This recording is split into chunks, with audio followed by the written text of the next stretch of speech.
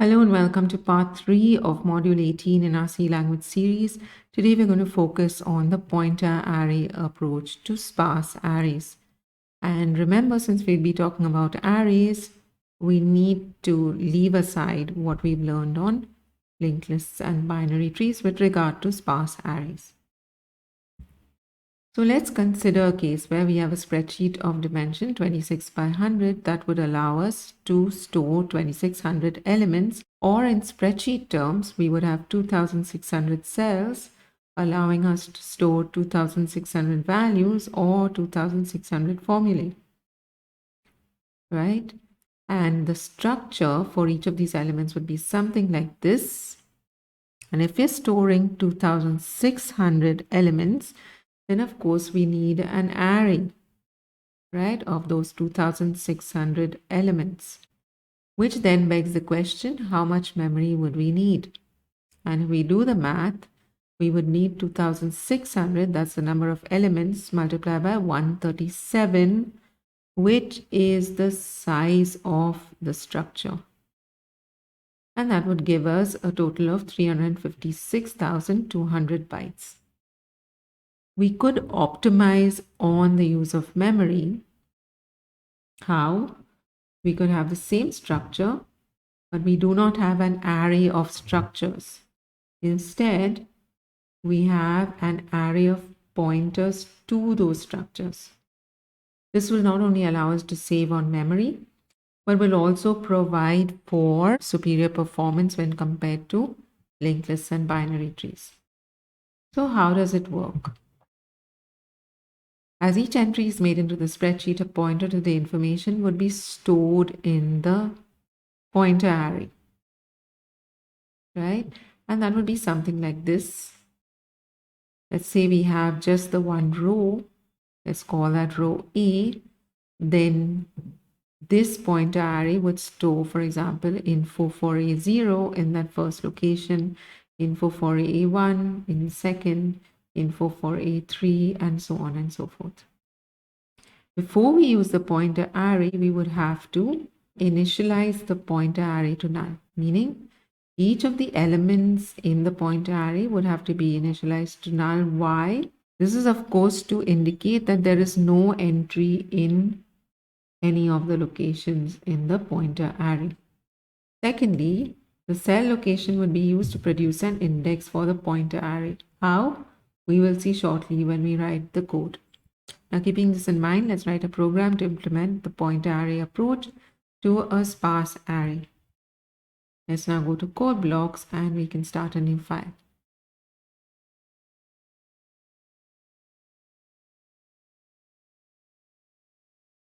And we start with hashtag include stdio.h and hashtag include stdlib.h. That's all we need. We have struct cell, and of course we have some structure members here. This will be char cell name of 9 bytes, and then char formula of 128. Note that there are no pointers here, right? Let's call that list entry. Now we have some variables and some functions. But before we define the variables, let's first define our pointer array, right? So struct cell sheet, and that will have 2600 elements. Then we have a variable, so struct cell star found name. Now where we're going to use this, we will see later. And then struct cell star store, right? So this will be our stored data, if you like to call it that. And it's going to take struct cell star ptr1 as parameter. Okay. Then we have a function void printar, which of course is going to deal with the printing of the information. No parameters there. And we have struct cell. This is returning a pointer. As you can see, this is a find function for locating a cell. So char star cell name will be the parameter. And we have, of course, our delete cell function. So delete cell, and again, that's going to take cell name as a parameter. And finally, we need a function, remember, to initialize the pointer array before we use it. So we have here void init sheet, and that's going to take no parameters, so you can just put in void there. Right? Now we can start our main function. And within the main function, first of all, we will call init sheet. Okay. Now we have a variable that we will use in the find function. That's locate name. That's going to be 9 bytes. And we have struct cell star return value or retval, which we will use to catch the return value of a function, which one we will see shortly. Okay, now we have our infinite or eternal loop. So while 1, and here within that we have struct cell star cell ptr. Okay, and we use cell ptr now with malloc. So cell ptr equal to struct cell star malloc size of, we can just say here list entry. You could also use struct cell, but you can use list entry as well.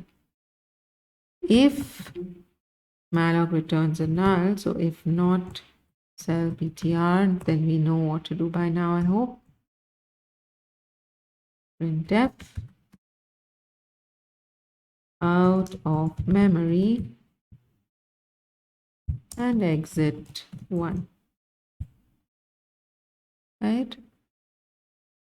Otherwise, printf enter cell name. And of course, we have scanf %s, comma, cell ptr, arrow operator, cell name, flash, stdin. Right? Now we check if cell ptr arrow cell name of 0 is equal to a 0, and we break out of the loop. That's the while loop that we are breaking out of. Otherwise, we use retval to catch the return value of the call to store data. Remember, store data is taking as parameter cell ptr, right?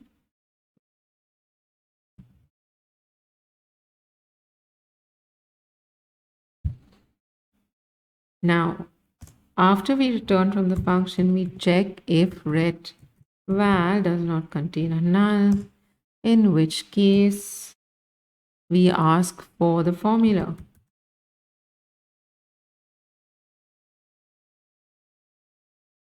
And scanf %s, comma,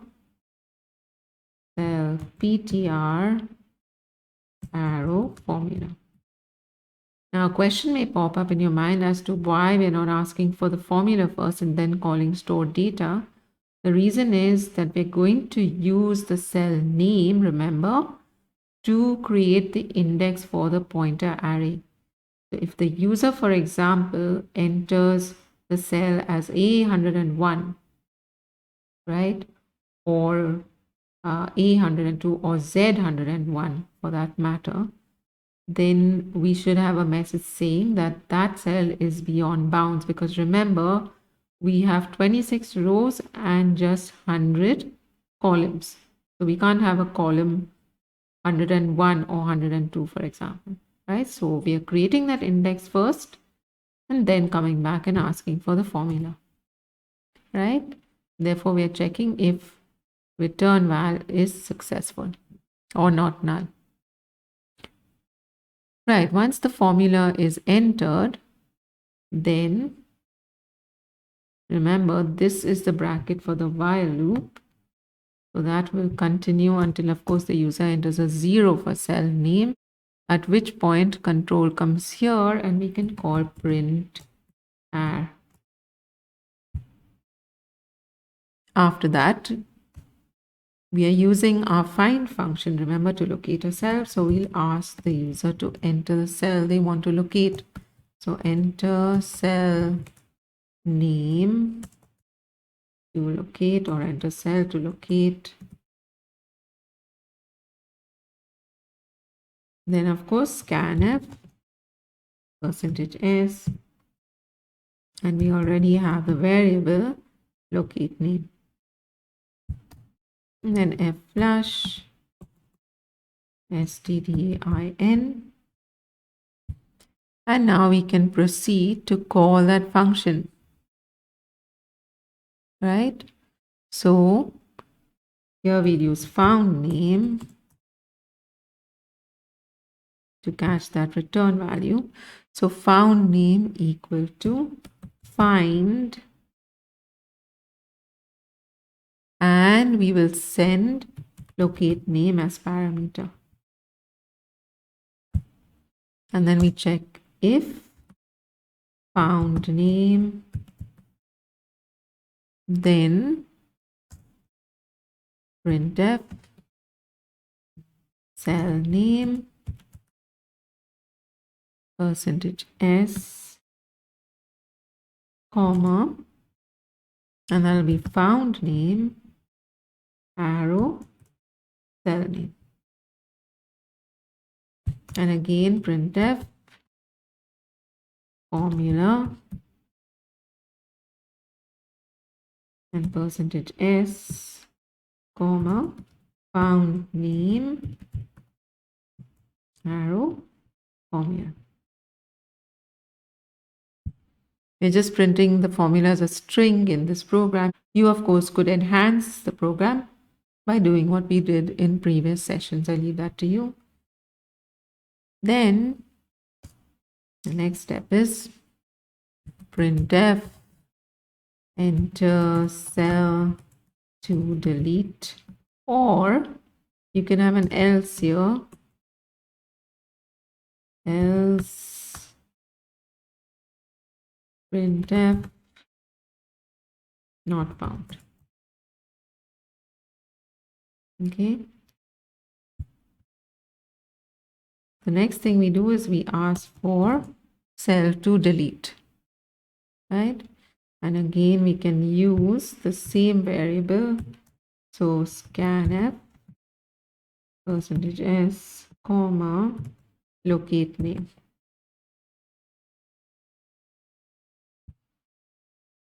Right? And f-flush, of course, stdin. And we call delete cell, sending in the parameter locate name.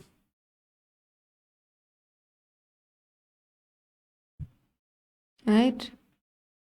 Then you can print the array again to make sure that the cell has been deleted. Right? And then we exit the program. right? So that completes our main function. Now let's go ahead and write the code for the next function, which is init sheet. So void init sheet. Remember that this function is going to initialize the pointer array before we use it. I'm going to use a register type here, and just to make processing a little bit faster. And then for I equal to 0, I less than 2600, right? I plus plus. And all we do here is we say sheet of I is equal to null. Right? Remember, it's a pointer array, and therefore each element is initialized to a null. That completes init sheet. The next function we'll write code for is the store data function. So struct cell star store data, and of course that's bringing in struct cell star ptr1. Within this function we have, let's call that int loc, or location if you want, okay, and char star sheet ptr, okay. And then we have location, or if you want a meaningful name, you can call it pointer arr loc, just for your reference, right? So ptr arr loc is equal to, now what we'll do here is we'll say star and then ptr1, okay, arrow cell name minus a, right? So this will give us a number, okay. Then we will use sheet ptr and assign to it ampersand of ptr1 arrow cell name of 1, right? So this will give us the number, right? Remember, our cell names are A12 or B15 or Z11, right? So we're taking the letter here, subtracting it from A, so we get that number, and then we're taking the number, right? And we say ptr arr loc, okay, plus equal to, now this is where our formula is coming in to calculate the index, a to I, that's ASCII to integer, of course, of sheet ptr minus 1. Why minus 1 here? Because if, for example, we have the column as 12, it should actually be 11, considering columns would start at 0, right? So minus 1 multiplied by the rows, 26. Okay, so that would compute an index. Then we check if ptr arr loc is greater than or equal to 2600, because remember our last index will be 2599, considering we're starting at 0 again. So if it is greater than or equal to 2600, then printf cell out of bounds and return null. right? Otherwise, we'll say sheet PTR of PTR airlock is equal to PTR1. And then return sheet of PTR airlock.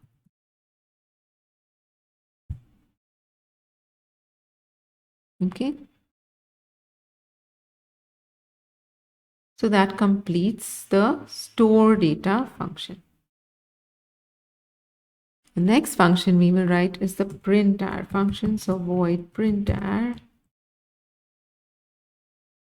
And here we'll have int counter equal to 0. And then struct cell star ptr1.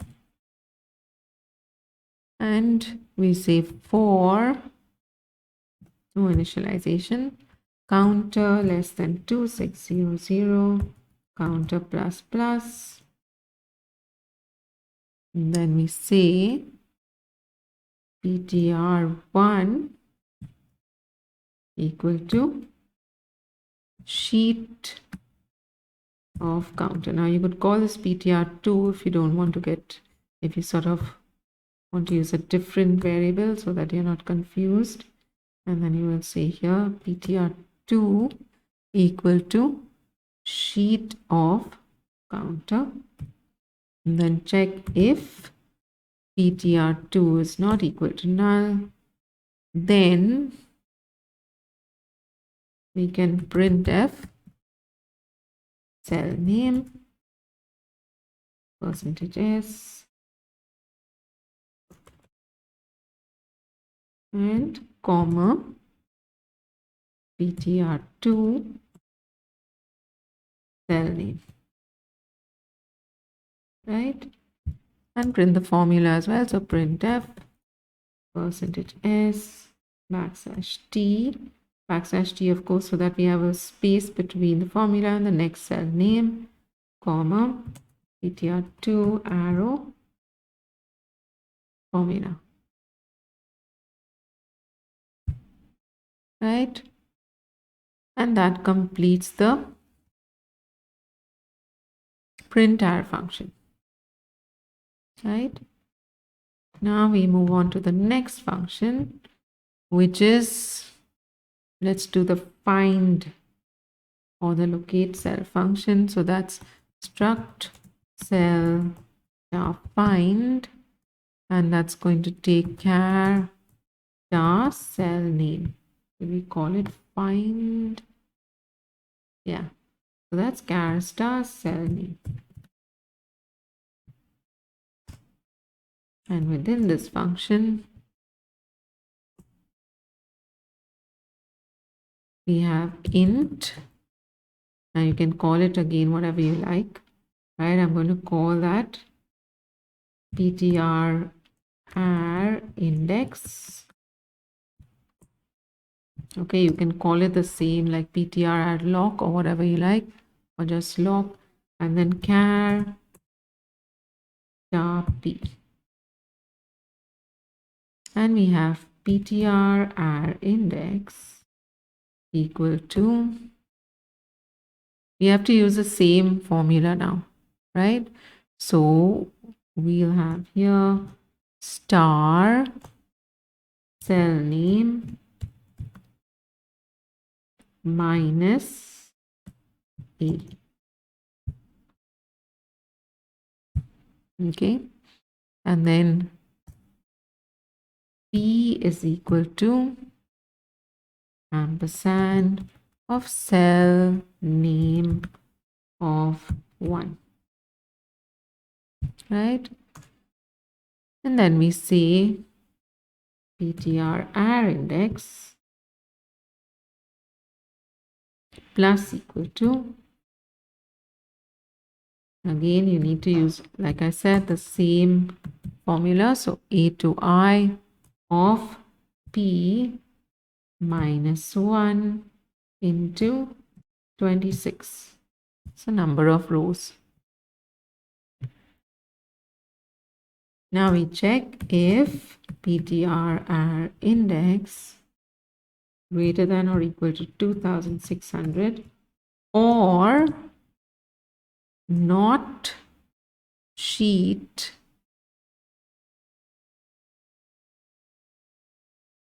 right of PTR index,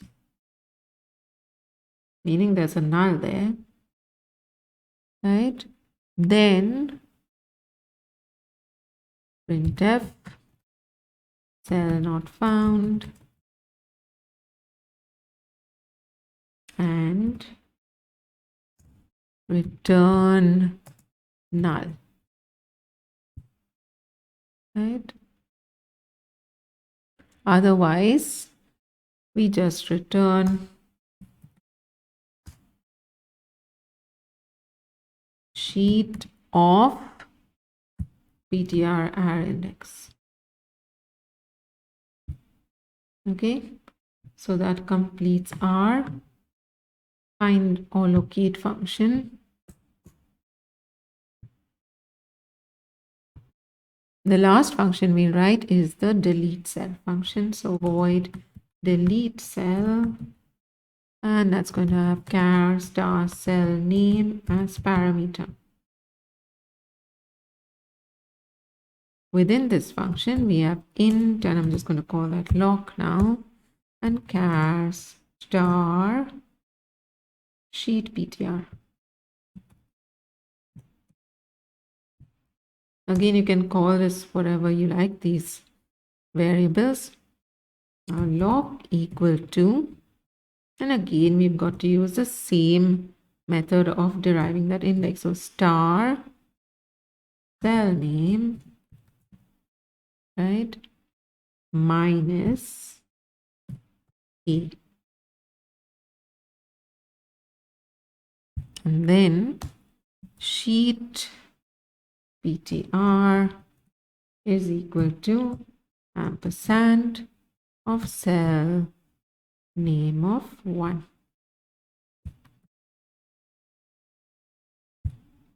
Right, then we have lock plus equal to, and we have a to I of sheet PTR minus 1 multiply by number of rows, 26.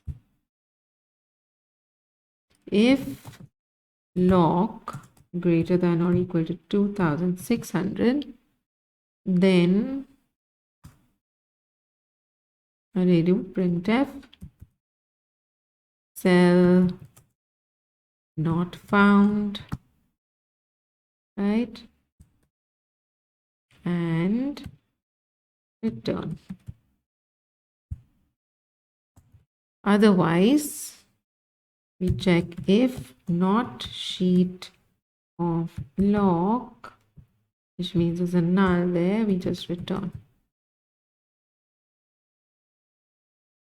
If it's not a null, then we free sheet of lock, right? So we are freeing that pointer, and sheet of lock should now have a null, right, equal to null.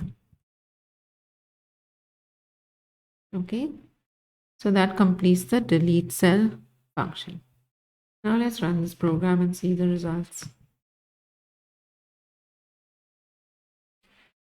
Okay, we have a warning here. Assignment to character from struct cell star is 95. Let's go check that out. Okay, so this should not be sheet PTR. This should be sheet, right? There's the error. Let's just change that. Now let's run this. Enter cell name. So, right, let's say equal to 9 multiplied by 7. Let's enter Z101. You can see we get the message cell out of bounds. So let's enter N45 and formula will be, let's say 9 divided by 3. Enter B15 and just put in some data there. Right, let's enter A25 and put in some values there, and let's say B3